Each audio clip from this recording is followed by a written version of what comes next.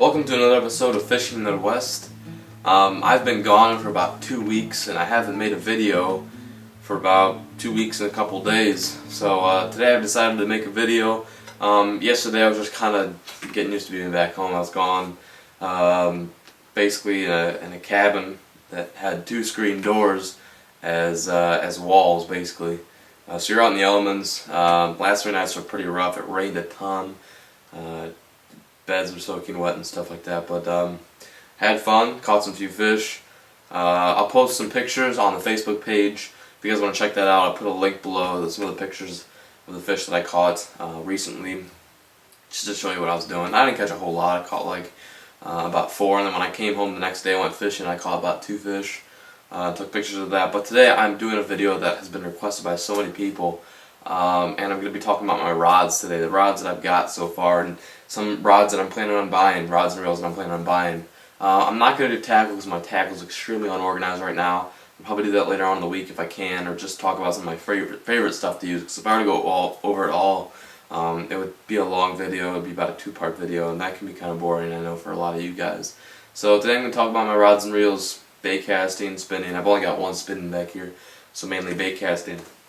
Let's see, I'm going to start off with my spinning setup, and that's probably going to be one of my favorite rods right here. This is a Team Daiwa Fuego 7'3" rod. It's a medium action rod, even though it looks more like a medium heavy. This is a really very sleek rod. It's paired with my Shimano Stratic CI4 2500 size reel. Features the EVA foam grip handles, propulsion line management, so instead of manually putting that bail back in there, you can do it just with a single crank. This is a very nice rod and reel setup.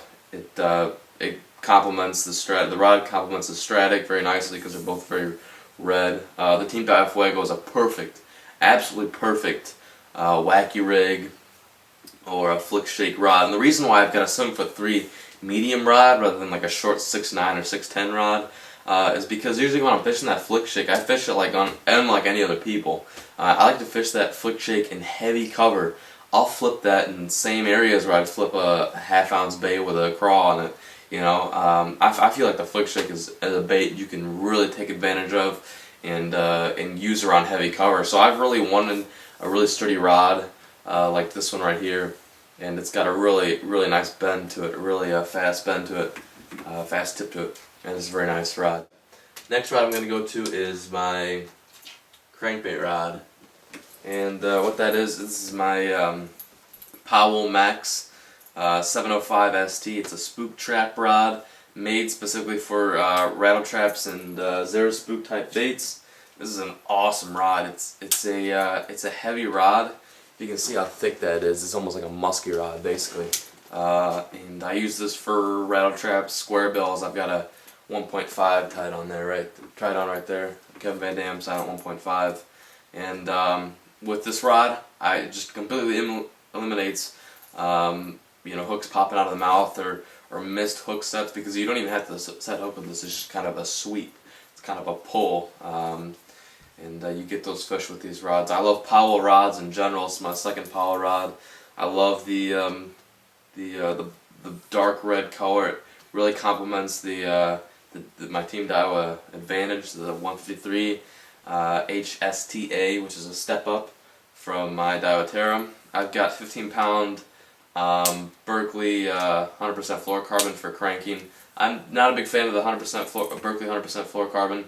I've actually started to switch over to the I believe, what is it, the new AbrazeX, Seeger AbrazeX, and I like throwing fluorocarbon on my crankbait rods because it's got a lower diameter, and obviously it's very low vis. It's got a low vis in the water, so I can fish this around clear water and stuff like that. Usually when I'm cranking, I'm throwing a clear crank, whether it be a KVD 1.5, or I'll throw a lot of Lucky Crafts with a clear pattern to them, a translucent pattern, and I want a very translucent line. This line frays very easily. I like the AbrazeX much better.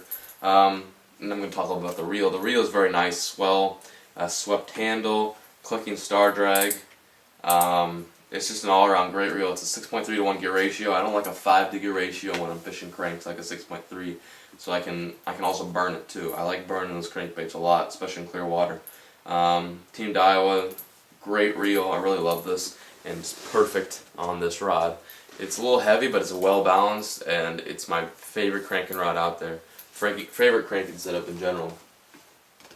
Up next, we've got my Flippin Rod right here. I use for flipping and jigs and stuff like that. This is my zombie rod with paired up with a Cali CL200. This zombie is a 7-foot 3 rod.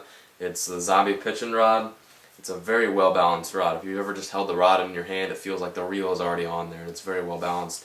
You put this Cali CL200 on here, and it's just like gold. It's perfect. It's perfect. The CL200 is a decent reel.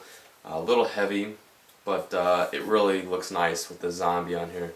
Again, very balanced, but it kind of can get tiring if you're fishing this. I always use small swim baits with this rod too. I'll throw the little 6-inch HUDs, the 4.7 and 5-inch grass HUDs and stuff like that. And I also flip with this too. 7'3" is perfect. I don't like anything bigger than that. And it's got a very durable backbone. I can flip 4 3-pounders into the boat on land. No problem with this rod. Again, I'm also worried about the cork. The cork is kind of going away on this rod too. There's a little bit of roughage on the cork. I don't know if that was something recent that happened, but I hope it doesn't happen anymore because I don't know, I'll show you guys up close what it looks like. If you guys have any suggestions as to what I can do for this, right there, that's where it's kind of roughing away. But for the most part, it's in good condition. I take really good care of my rods, especially, and I don't know why it's happening. If you guys have any tips or anything like that, how to fix that'd be great. But I absolutely love this setup. Very nice, sleek combo again. 15-pound. A Brazex is the way to go. My last setup that I've got is my frogging rod and plastic rod, and that is the Powell 723 Endurance with my Shimano Crotto 207, the Green Beast. This is the 7.0 to 1 gear ratio Crotto, very nice setup. I've got it super tuned with a Boca bearings in here. Same with the Cali. The Cali has a orange steel ceramic Boca bearings in there, 8x7 bearing here, and this one does as well. As you can see, this one has it on the actual tension knob right there, which connects it to the actual spool bearing. It's not a side plate bearing right here. Very nice reel, very quick and fast. Absolutely love this reel. Click and start drag, of course, and it's an all-around great frogging reel. The rod is a 723, like I said before, very well balanced. I love Powell rods. This was my first Powell. The guides, the top started to bend a little bit, but I can bend them back in place, and it's good as new. Very light, and you get a lot of great action when you're working that frog along the grass. Crotto is pretty noisy, but it's just a perfect reel. Now that the new Crotto G is out, I'm probably going to be switching that to my new arsenal, and I absolutely love the setup. But I don't have any line on it because I ran out of Suffolk's 832 braid, so I'm probably going to put some Power Pro because I didn't like the Suffolk's as much as I did. So I'm going to try something new with this. But very nice setup, as you can see right there. Very sleek looking rod and reel. But I hope you guys enjoyed this episode. I know you guys were really asking just to see my rod and reel setups, and I hope I answered a few questions. Thanks for watching. I'll see you guys next time on Fishing in the Midwest.